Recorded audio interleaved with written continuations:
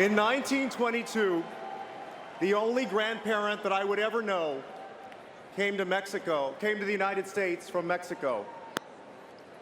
She wasn't a rapist or a murderer. She was a 6-year-old orphan. But as a girl, she walked past storefront signs that read "No dogs or Mexicans allowed."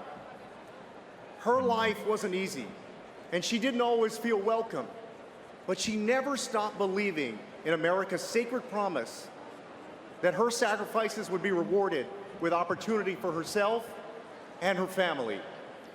She kept up her part of that promise by working her whole life babysitting, cooking, and cleaning houses. And the fact that her grandson is standing here on this stage tonight is proof that America kept its promise too.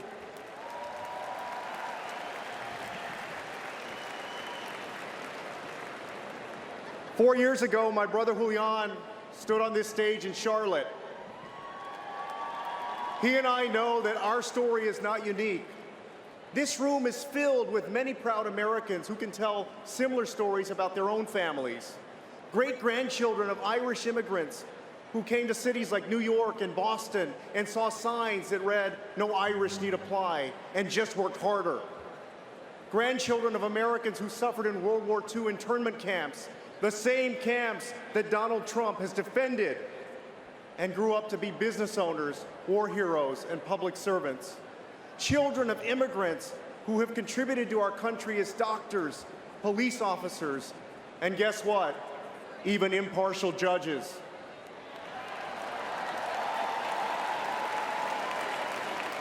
Their story is our story. It's America's story. And make no mistake, the hero of that story is never the one who sides with hate. The hero of that story will never be Donald Trump. Americans know that the choices he offers are false ones. See, in America, prosperity is not a zero-sum game. We can create millions of new jobs and still raise the minimum wage. National security is not a zero-sum game. We can keep America safe and still welcome the next generation of immigrants without a religious litmus test. And justice is not a zero-sum game.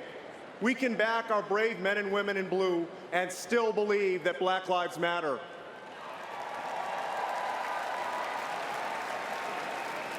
These aren't zero-sum games. In fact, they aren't games at all. But do you know how many plans Donald Trump has to accomplish these things? Zero. While Donald Trump is talking about building walls, Hillary Clinton is working to build an infrastructure of opportunity, a way for Americans to get to where they want to go in life.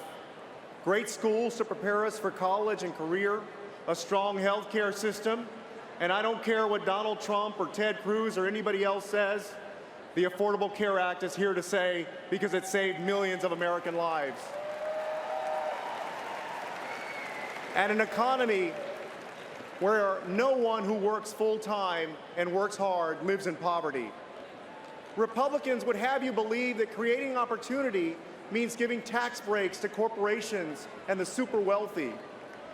Well, I've met a lot of Americans in my life, and no one has ever told me that their ancestors came here looking for the lowest corporate tax rate. The promise of America is much bigger than that, and there's room in it, there's room here for everyone. Donald Trump isn't going to keep that promise. He's not even going to try.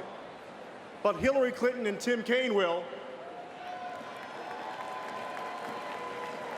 That's why I'm asking all of you to go to iwillvote.com. Make sure you're registered to vote.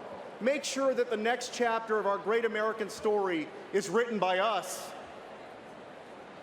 My grandmother believed that America was the greatest nation in the world. And I'm with Hillary so that our grandkids will believe the same thing too.